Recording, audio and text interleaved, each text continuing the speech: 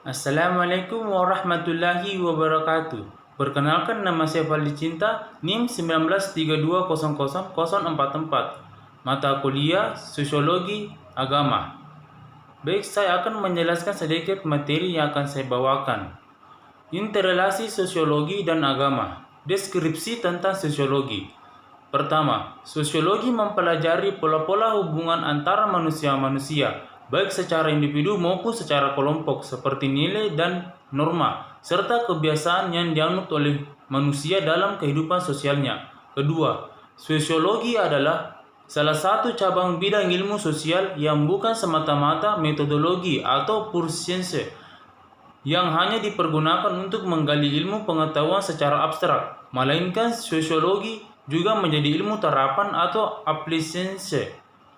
Ketiga, Surjono mengemukakan bahwa sosiologi adalah ilmu yang memusatkan perhatiannya pada segi kemasyarakatan yang bersifat umum dan berusaha untuk mendapatkan pola-pola umum kehidupan. Mendefinisikan agama. Pertama, secara harfiah, agama yang berbentuk dari dua kata, yakni a, tidak, dan gama, kacau, memiliki makna yaitu tidak kacau atau keteraturan. Kedua, Mukti Ali. Menurutnya, agama adalah percaya pada apa adanya Tuhan Yang Maha Esa dan hukum-hukum yang diwahyukan kepada utusannya bagi kebahagiaan hidup manusia di dunia dan di akhirat. Ketiga, menurut KKBI, agama dimaknai sistem yang mengatur tata keimanan atau kepercayaan dan peribadatan pada Tuhan Yang Maha Kuasa dan kaidah yang berhubungan dengan pergaulan manusia lainnya. Sosiologi dan sosiologi agama.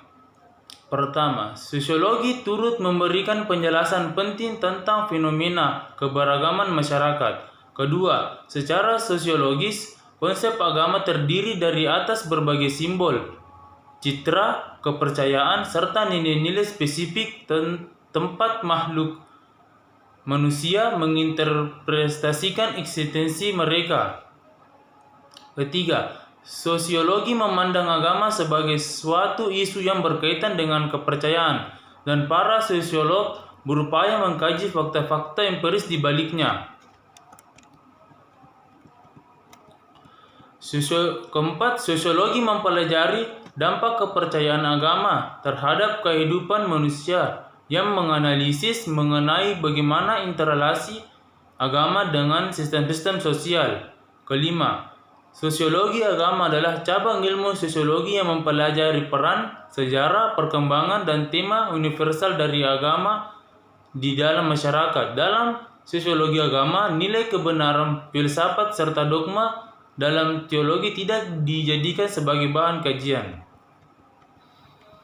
Objek kajian sosiologi agama ada dua, yaitu pertama, material dan formal.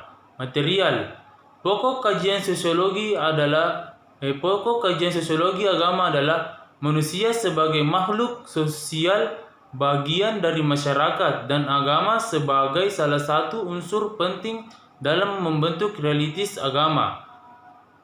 Formal. Sosiologi agama tidak hanya melihat bagaimana bekerjanya norma-norma agama dalam masyarakat, tetapi juga kesadaran-kesadaran kohesif kelompok religius yang mempunyai pola sosial tersendiri. Fungsi kajian sosiologi agama. Pertama, dalam bidang teoritis, para ahli keagamaan membutuhkan konsep-konsep ilmiah yang agak sukar diperoleh dalam teologi. Kedua, memberikan pengetahuan terkait pola-pola interaksi sosial keagamaan yang ada dalam masyarakat. Ketiga, untuk mengontrol serta mengendalikan tingkat serta perilaku keberagaman dalam kehidupan masyarakat. 4. Semakin memahami nilai-nilai, norma, tradisi, serta keyakinan yang dianut oleh masyarakat lain, juga memahami perbedaan yang ada. 5.